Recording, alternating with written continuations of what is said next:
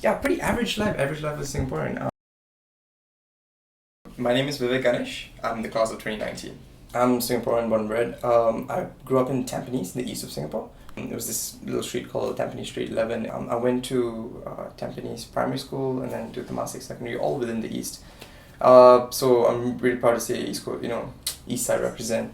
I was in debate for a very long time in secondary school and junior college. That really grew out because I had a really excellent English teacher. So I was never a stellar student in terms of academic grades and stuff. He really inculcated in me this like passion for reading and reading stuff beyond sort of like the maturity level as expected. So at like the age of 12 and 13, I was reading like Dostoevsky and Russian literature. We'd actually have sessions like after school where he'd take me to the library and then he'd like go through me. So what do you think is going on about this? And I didn't understand anything I was reading. So I've always loved watching films. This goes back really long. So I started really watching lots of films when maybe primary school. My dad would take me to the cinema almost every other week. But then, the sort of genres were sort of limited. So my dad wouldn't take me to watch things like we did Poets Society. Oh, that's his favorite film. And it's now one of mine as well. It's a fantastic film. He used to write scripts for movies and like plays and stage plays and stuff like that.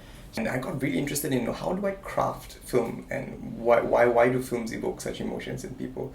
And just basically talking about cinematography, sound design, editing. So what do you watch when you go to the cinema? I like Miyazaki films. I like anime. I like action. I like Scorsese films. I like crime thrillers or film noir. And then you sort of like build on that. And it's a great conversation starter. So this was his way of imparting his passion and interest to me. Okay, so I'm one of those who absolutely enjoyed national service. Yeah, it's horrible. I mean, it's the army. What do you expect? I went in, of course, a little bit of trepidation. I didn't know what was going to happen. I was not particularly the fittest in my school. Well, I'm stuck with this. Might as well make the best of it. And the purpose of the national service is to break you down to your fundamental unit and then build you back up.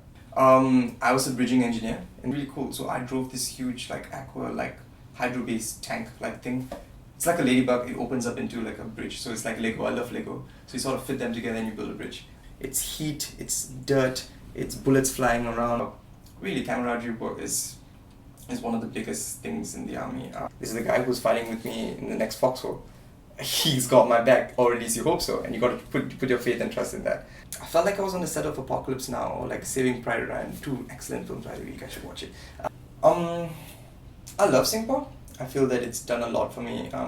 That's actually why I want to join the foreign service. I mean, I could go into any career track, right? But why join the civil service or public administration? But yeah, I'd love to leave Singapore for a bit, go experience the world, just immerse myself in cultures. And I hypothesized that would make me appreciate Singaporean culture a lot more. So I'm pretty interested in Latin American culture. Something that I've always wanted to do in Latin America is actually pick up the saxophone there and learn Latin jazz. I don't know how to play the saxophone. It's just so smooth and sexy, and that's just something I've always... Actually, when I was really young, I wanted to be a professional saxophone player.